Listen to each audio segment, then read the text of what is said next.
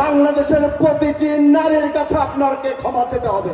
এটা প্রতিটি ঘরে ঘরে আমার প্রিয় ঢাকা 15 আসনের ভালোবাসার মানুষগুলোর কাছে এই কথাগুলো বলতে হবে।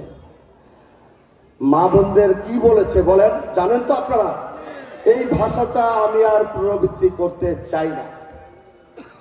আমি বারবার বলছি, আজকে এই বাঁশবাড়ি এই বালুর মাঠ থেকে আমার মুরব্বী প্রতিদ্বন্দ্বী ডক্টর শফিকুর রহমান সাহেবের কাছে আমি আহ্বান করব, অনতিবিলম্বে বাংলাদেশের প্রতিটি নারীর কাছে আপনাকে ক্ষমা চেতে হবে।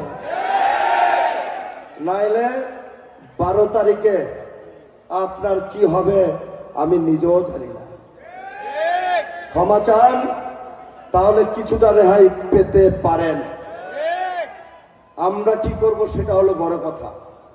আমি আপনাদের এলাকার সন্তান, আমি বৃহত্তর মিরপুরে বড় হয়েছি, 41 বছর রাজনীতি করেছি, সুখে দুঃখে থাকার চেষ্টা করেছি। অনেকগুলো বছর সেই সুযোগ থেকে বঞ্চিত ছিলাম। পরিবর্তন হয়ে গেছে বাংলাদেশে, পরিবর্তন হয়েছে মানুষ, তাই দেশকেও পরিবর্তন করতে হবে।